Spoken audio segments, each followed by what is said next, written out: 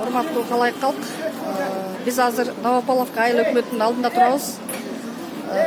Новополовка айыл өкмөтүнүн ушунчалык көйгөйлүү маселе көп жаралгандыгына байланыштуу кайрылууга туура келип атат.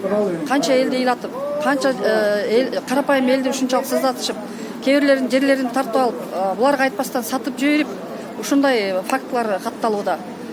Мисалы, Новополовка айыл өкмөтүндө 100 миңдей отурукташкан калп бар. Миллионго жакын эл үс бар. Именно ушу коррупция ушу Новополовка айыл өкмөтүндө Алыбаевдер жетектейт. Бул жерде жалаң Алыбаевдер кармап, бюджетти да Алыбаевдер чечип калган.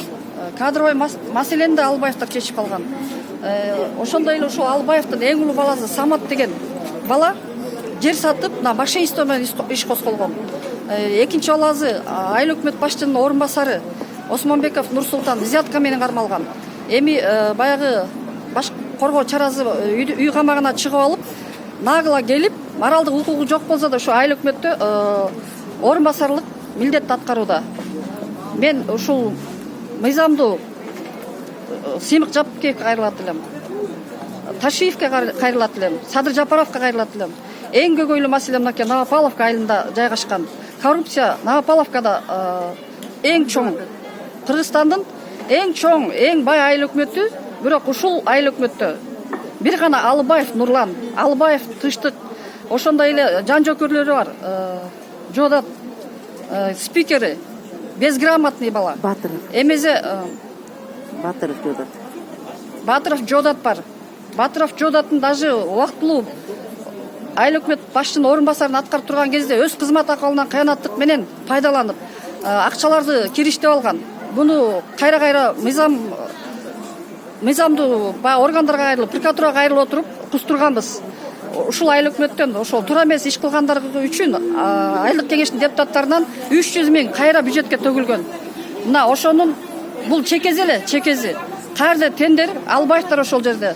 Даже жакын арада пандемия учурунда таркатылган резервдеги жардамга келген баягы окаташтардын баарын Албаевдер өздөрү каалагандай калчап таркатып, квартальныйлардын бирөөсүн жолотпостон өздөрүнүн атынан баягы пиарлап кайра депутаттыкка коюу үчүн ушундай ыкмага барышканда туура эмес иштерди көп кылды. Уже унчукпай койгонго такыр дармен да уже алууста келбей калды. Эл көтөрүлгөнгө аз калды. Булардын кылып аткан иштери аябай чаржайыт. Даже кадровый маселесине кийлигишет. Даже ушу Новополовка айылынын баягы элдин саны көптүгүнө байланыштуу 40тан ашык квартальный бар. Ошолорду баягы мыйзамсыз өздөрүнүн кызыкчылыгына пайдаланып, квартальныйларды журуштан кетирип, баягы көйгөйлүү маселени айтып, элдин баягы түпкүрүнө жете турган маселелерди айтсаң эле болду. Ошол квартальныйларды жумуштан алуу керек деп куугунтуктап, даже мен лично өзүм мына 3 жылдан бери ушулардын куугунтугунда жүрүп атам. Даже ушу Нурсултан Осмонбековго келип көйгөйлүү маселелерди ит атуу боюнча, жол боюнча маселе келсе, жок, сиз чыгып кеттиңиз, сиз айыл өкмөткө арыз жазгансыз дегенде мындай деген баягы жөө-жомок сөздөрүнөн тажадык уже. Бизге качан акыйкат орнойт?